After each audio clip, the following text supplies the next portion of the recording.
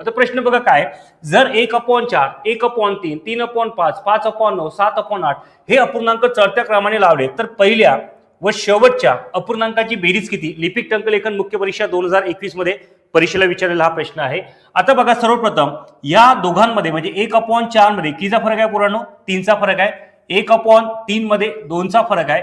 3 आणि 5 मध्ये 2चा फरक आहे आणि 5 आणि 9 मध्ये 4चा फरक आहे आणि 7 आणि 8 मध्ये 1चा फरक आहे. फक्त तुम्हाला अंशामध्ये काय करायचं, 1 0 आपल्याला वाढवायचं.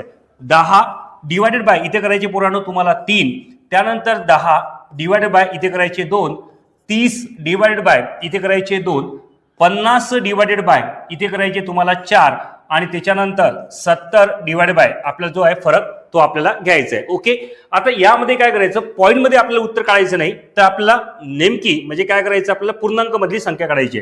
3 त्रिक हे 9 होणार, 2 पंच 10 होणार, 15 दोन्ही 30 होणार, 12 चूक 48 होणार आणि 70 एक 70 होणार. यावरून असं लक्षात दिसते की सर्वात मोठा जो अपूर्णांक आहे म्हणजे कोणता असेल तर सर्वात मोठा अपूर्णांक 7/8 असेल आणि सर्वात लहान अपूर्णांक जर बघितला तर 1/4 असेल. तर यांची आपल्याला करायची पोरांनो बेरीज म्हणजे 1/4 प्लस 7/8.